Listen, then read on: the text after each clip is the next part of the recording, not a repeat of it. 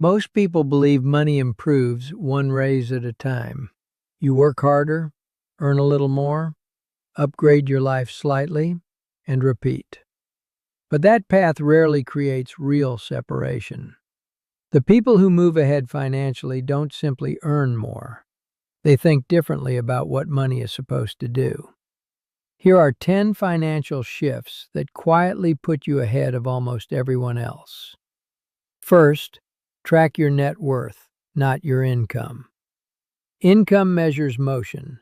Net worth measures progress. Income tells you how much money flows through your hands. Net worth tells you how much stays and compounds. Once you start tracking assets minus liabilities, your questions change. Instead of asking how to earn more this year, you begin asking what is growing without your effort. That shift alone reshapes decisions around spending, debt, and investment. Second, avoid lifestyle inflation during your first income jump. The first raise is critical because it establishes your baseline. If every income increase is matched by an expense increase, your financial position remains stagnant. Comfort expands as fast as earnings. Instead, the first income jump should upgrade your balance sheet, not your lifestyle. Lock in margin early. That margin compounds. Third, buy assets before upgrading life. Early income increases are rarely large enough to transform your net worth immediately, but they can improve your position. Assets aren't just stocks or real estate. They can be tools, technology, education, or capabilities that increase output. Removing friction from your workflow increases productivity. Productivity increases income potential. Output drives leverage. Fourth, choose skill leverage over salary growth. Salaries have ceilings. Skills scale. Instead of asking how to earn more at your current job, ask which skills increase your market value everywhere.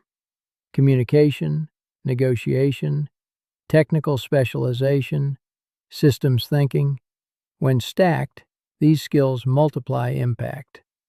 1 hour of effort produces more return than before. That is leverage. Fifth, negotiate equity, not just pay. Salary compensates present effort. Equity compensates future value creation. Ownership aligns you with growth. A small stake in something that expands can outperform years of incremental raises.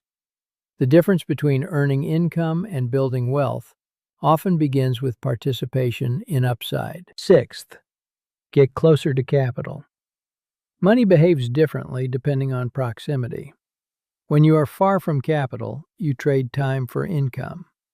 When you are near capital allocation decisions, you observe how value is deployed and scaled.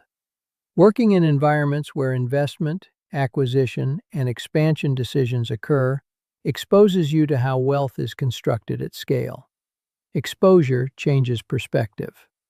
Seventh, use asymmetric risk. Asymmetric opportunities carry limited downside but significant upside. Learning a rare skill costs time. If it fails, you retain knowledge. If it succeeds, income can double. Joining a growing company with modest salary but equity presents limited immediate loss, but potential outsized gain. Asymmetric bets create nonlinear outcomes. Eighth, use debt for acquisition, not consumption. Consumption debt funds comfort and reduces flexibility. Acquisition debt, when structured properly, can fund assets that generate income or appreciate. The difference lies in intent and structure. If the asset produces value over time, debt can accelerate positioning. If it only enhances comfort, debt erodes future options. Ninth, enter rooms above your current level. Environment defines expectations. When you surround yourself with people operating at higher levels, your perception of what is possible expands. You learn faster. You think bigger. Growth accelerates when exposure increases. Discomfort signals expansion. 10th, transition from labor to ownership. Labor generates income. Ownership generates wealth. Eventually, financial independence emerges when what you own produces more than what you earn actively. Businesses, equity stakes, intellectual property, investment portfolios, these structures detach income from time. That is the inflection point. Most people remain tied to effort indefinitely. More responsibility, more income, but still dependent on daily labor. The shift from earning to owning changes the trajectory entirely. These moves are not dramatic. They are structural. Small adjustments in perspective compound over years. Separation rarely comes from one breakthrough. It comes from disciplined positioning.